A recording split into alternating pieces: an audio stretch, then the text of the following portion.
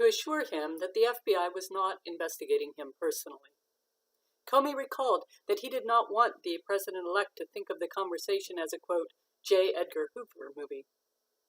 On January 10, 2017, the media reported that Comey had briefed the president-elect on the Steele reporting, and BuzzFeed News published information compiled by Steele online, stating that the information included, quote, specific, unverified, and potentially unverifiable allegations of contact between Trump aides and Russian operatives. The next day, the president-elect expressed concern to intelligence community leaders about the fact that the information had leaked, and asked whether they could make public statements refuting the allegations in the Steele reports. In the following weeks, 3 congressional committees opened investigations to examine Russians' interference in the election and whether the Trump campaign had colluded with Russia. On January 13, 2017, the Senate Select Committee on Intelligence announced that it would conduct a bipartisan inquiry into Russian interference in the election, including any, quote, links between Russia and individuals associated with political campaigns. On January 25, 2017, the House Permanent Select Committee on Intelligence announced that it had been conducting an investigation into Russian election interference and possible coordination with the political campaigns. And on February 2, 2017, the Senate Judiciary Committee announced that it too would investigate Russian efforts to intervene in the election. 3. Flynn makes false statements about his communications with Kislyak to incoming administration officials, the media, and the FBI. On January 12, 2017, a Washington Post columnist reported that Flynn and Kislyak communicated on the day the Obama administration announced Russian sanctions. The column questioned whether Flynn had said something to, quote, undercut the U.S. sanctions, end quote, and whether Flynn's communications had violated the letter or the spirit of the Logan Act. President-elect Trump called Priebus after the story was published and expressed anger about it. Priebus recalled that the president-elect asked, quote, what the hell is this all about? Priebus called Flynn and told him that the president-elect was angry about the reporting on Flynn's conversations with Kislyak. Flynn recalled that he felt a lot of pressure because Priebus had spoken to the, quote, boss, and that Flynn needed to, quote, kill the story.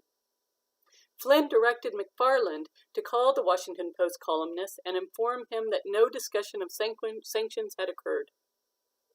McFarland recalled that Flynn said words to the effect of, quote, I want to kill the story, end quote. McFarland made the call as Flynn had requested, although she knew she was providing false information. And the Washington Post updated the column to reflect that, quote, a Trump official had denied that Flynn and Kislyak discussed sanctions. When Priebus and other incoming administration officials questioned Flynn internally about the Washington Post column, Flynn maintained that he had not discussed sanctions with Kislyak. Flynn repeated that claim to Vice President-elect Michael Pence and to incoming press secretary Sean Spicer.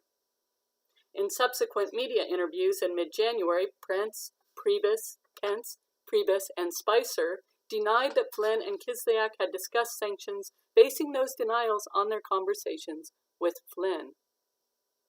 The public statements of incoming administration officials denying that Flynn and Kislyak had discussed sanctions alarmed senior DOJ officials who were aware that the statements were not true.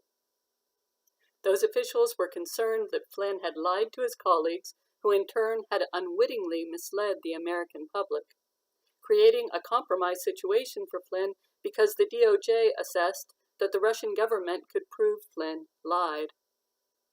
The FBI investigative team also believed that Flynn's calls with Kislyak and subsequent denials about discussing sanctions raised potential Logan Act issues and were relevant to the FBI's broader Russia investigation.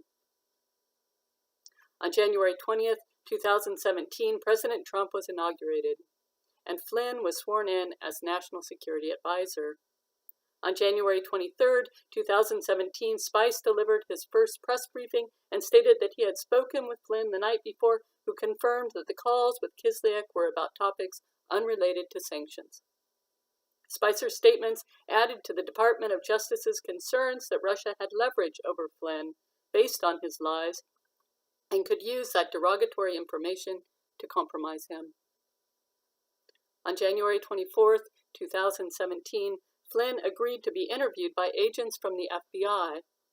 During the interview, which took place at the White House, Flynn falsely stated that he did not ask Kislyak to refrain from escalating the situation in response to the sanctions on Russia imposed by the Obama administration. Flynn also falsely stated that he did not remember a follow-up conversation in which Kislyak stated that Russia had chosen to moderate its response to those sanctions as a result of Flynn's request.